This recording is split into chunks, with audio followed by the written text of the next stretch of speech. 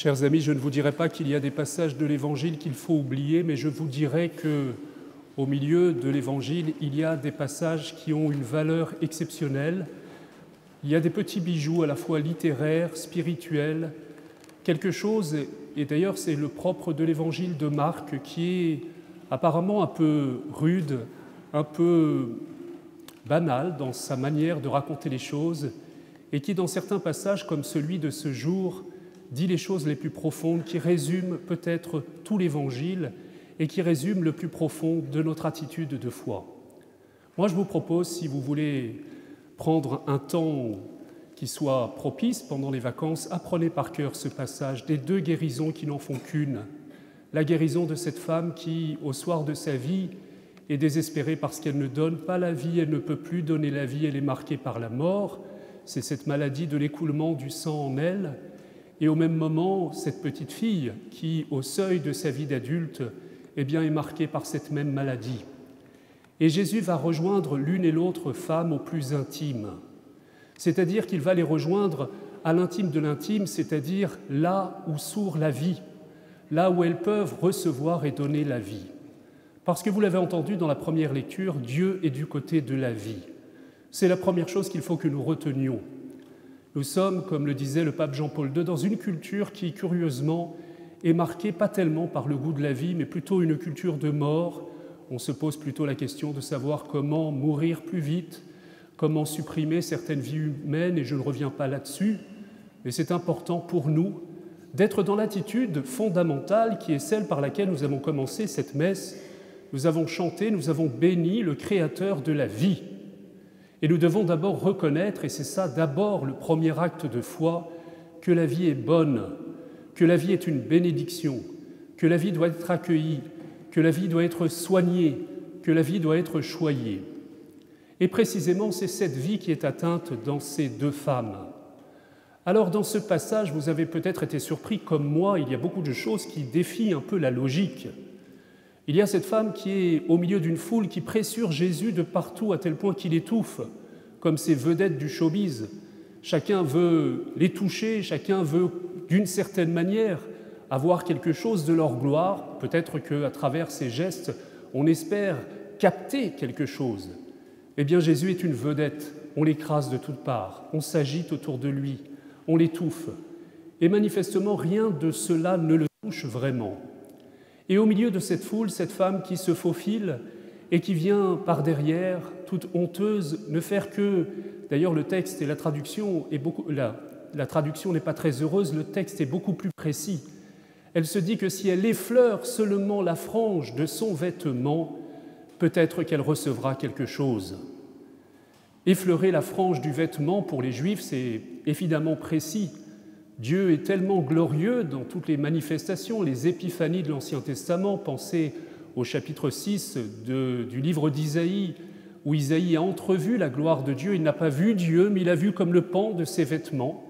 Et dans certains psaumes, d'ailleurs, « Je ne peux pas voir Dieu, mais la gloire de Dieu, son vêtement qui me touche, c'est la création. » Et si j'effleure ce vêtement, c'est-à-dire si je reconnais, au-delà du visible, la présence de celui qui est invisible, et qui nous communique sa grâce, alors quelque chose va toucher son cœur.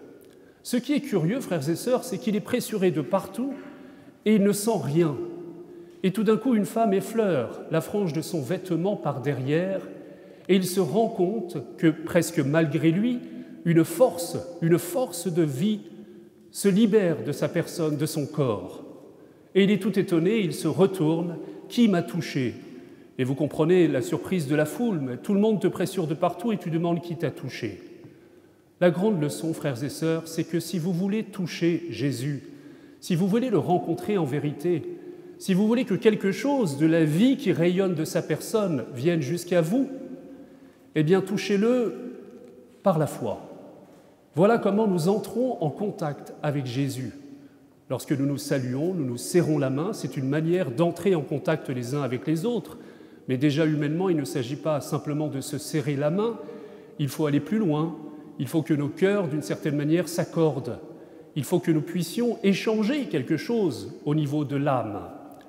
Eh bien, il en va de même pour Dieu, et même beaucoup plus radicalement. Certes, nous avons besoin de toutes ces pratiques. La liturgie, c'est une manière de concrétiser notre contact avec Dieu.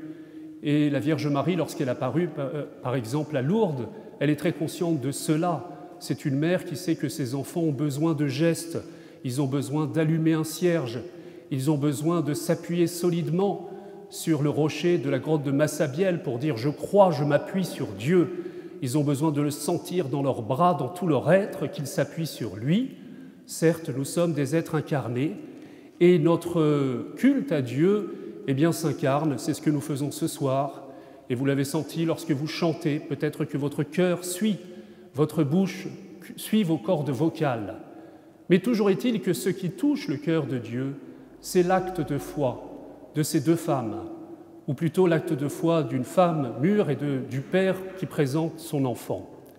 Ce qui touche le cœur de Dieu, ça n'est pas l'agitation, c'est la foi désarmée. Petit enfant, petite fille, jeune fille, ma fille, dit-il à une femme qui a peut-être plus de 50 ans. C'est-à-dire que ce qui touche le cœur de Dieu, c'est l'attitude pleine d'humilité de l'enfant qui se tourne vers ses parents. Les parents ne résistent pas quand un enfant se fait tout petit devant eux et qu'il se confie à eux en disant « sans vous, je n'y arriverai pas ». Dieu est un père et d'une mère bien au-delà de ce que nous sommes. Et la seule chose qui touche son cœur, c'est la foi. Vous savez, ce don est immense. Je ne sais pas si vous avez l'habitude, le matin, de vous réveiller et de rendre grâce à Dieu pour le don de la vie, qui est le premier des dons, la condition de tous les autres dons. Mais c'est une bonne pratique. Et la deuxième chose que vous devriez faire, c'est de rendre grâce à Dieu pour le don de la foi. La foi, c'est ce que vous avez reçu au jour de votre baptême. Tout à l'heure, j'ai célébré un baptême. À l'entrée, dans le narthex, j'ai accueilli l'enfant et je l'ai interrogé. Certes, il ne pouvait pas répondre lui-même, c'est son parrain et sa marraine qui ont répondu en son nom. Je lui ai posé cette première question décisive avant d'ouvrir la porte de l'Église, c'est-à-dire avant de lui faire voir la porte du cœur de Dieu qui s'ouvrait pour lui. Je lui ai demandé « Que demandes-tu à l'Église de Dieu ? Quel est ce don précieux qui t'ouvrira la porte du cœur de Dieu et que tu demandes ?» Réponse par la bouche de son parrain et de sa marraine, la foi. Et que te procure la foi? Réponse, la vie de Dieu, la vie éternelle, la vie qui ne s'éteindra jamais.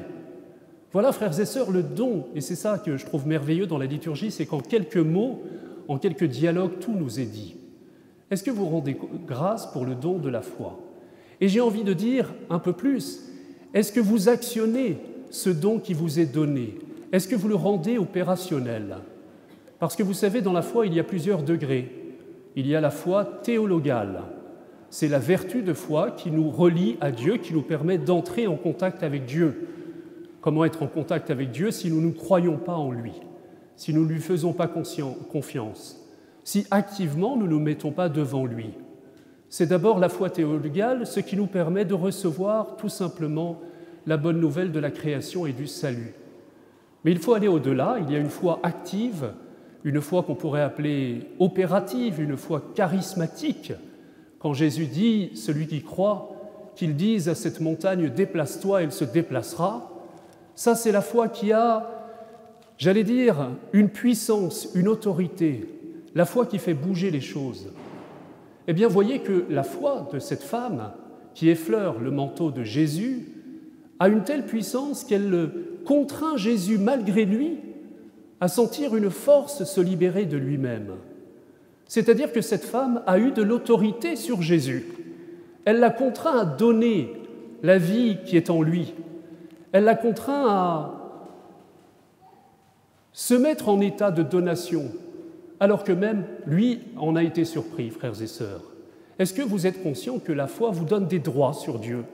La foi vous donne une autorité. La foi vous permet d'ordonner à Dieu de venir vous visiter au plus intime, c'est-à-dire de vous redonner la vie. Et Dieu ne demande que ça. Pensez aux parents, parfois qui se lamentent que leurs enfants ne demandent pas plus de l'aide. Je pense d'ailleurs, en évoquant ça, à ce petit geste tout simple. Vous savez, cette pédagogie encore de la Vierge Marie, là, ça n'est pas à Lourdes, mais c'est à la même époque à peu près, à quelques centaines de mètres d'ici, rue du Bac, la médaille miraculeuse, la Vierge Marie qui apparaît toute rayonnante et surtout ouvrant ses deux mains, et ses deux mains et des 10 doigts jaillissent 10 rayons de lumière qui ont émerveillé la petite Catherine Labouré. Et elle dit, voilà ces mains qui viennent répandre les grâces que Dieu donne à ceux qui les demandent. Et lors d'une apparition suivante, Catherine Labouré a la surprise de voir qu'un certain nombre des rayons sont éteints. Alors je ne sais pas si c'est une coupure, la crise de l'énergie, une coupure d'électricité, je ne crois pas. Et elle interroge la Vierge Marie sur le sens de cette apparition triste. Eh bien, ces rayons qui ne sont pas allumés, ce sont les grâces que le Seigneur me demande de déverser, mais que personne ne me demande. Y aura-t-il, lorsque le Fils de Dieu reviendra sur terre, encore la foi sur la terre?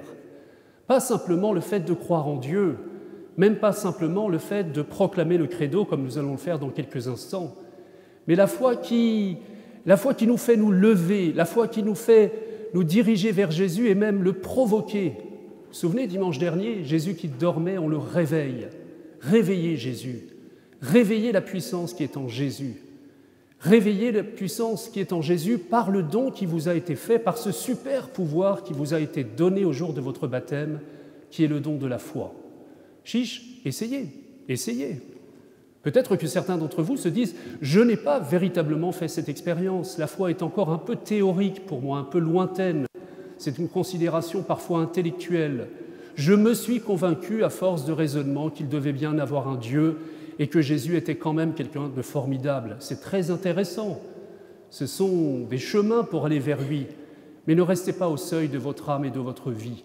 Provoquez Jésus à donner ce pourquoi il est venu, nous donner sa vie non pas pour mourir, mais pour nous communiquer sa vie, pour nous relever d'entre les morts, comme il est descendu dans cette chambre après avoir chassé toute l'agitation qui l'empêchait de rencontrer cette petite fille et « Talitha koum » « jeune fille, lève-toi ». Il faut toujours tendre l'oreille, vous savez, quand dans l'Évangile, il y a une phrase qui est gardée dans la langue originelle, en l'occurrence l'araméen. Ça veut dire que, d'ailleurs, les savants disent que ce sont des ipsissima verba, c'est-à-dire des paroles qui viennent certainement de Jésus. Le reste peut-être a été reconstitué par la mémoire des évangélistes, mais il y a des paroles qui se sont gravées dans le cœur de ceux qui les ont entendues et qui viennent tout droit de la bouche même de Jésus. Et lorsqu'on les prononce, lorsqu'on les entend, on croit entendre peut-être l'intonation même de la voix de Jésus. « Talitha koum » « jeune fille, jeune homme, enfant, lève-toi, relève-toi d'entre les morts ». Et pour cela, frères et sœurs, il faut que nous le contraignions à venir au plus intime, c'est-à-dire dans la chambre de l'enfant. Vous savez, il y a beaucoup de blessures dans notre vie qui remontent à l'enfance. Alors, croyez bien que cette parole, elle ne s'adresse pas simplement aux enfants dans l'assemblée, mais elle s'adresse à chacun d'entre nous. C'est l'enfant en nous qui a le pouvoir sur le cœur de Jésus. C'est celui-là, pour peu qu'il soit dans l'attitude de l'enfant, si vous ne devenez pas comme cet enfant, nous dit Jésus en montrant un nourrisson, vous n'entrerez pas dans le royaume de Dieu, c'est-à-dire que vous ne serez pas dans cette relation qui vous permet d'expérimenter vraiment le royaume de Dieu à l'œuvre dans votre vie. Alors, frères et sœurs, réveillons ce merveilleux don de la foi qui nous a été fait au jour de notre baptême, contraignons par l'autorité qui nous est donnée Jésus à répandre le don de sa vie là où nous en avons besoin. Amen.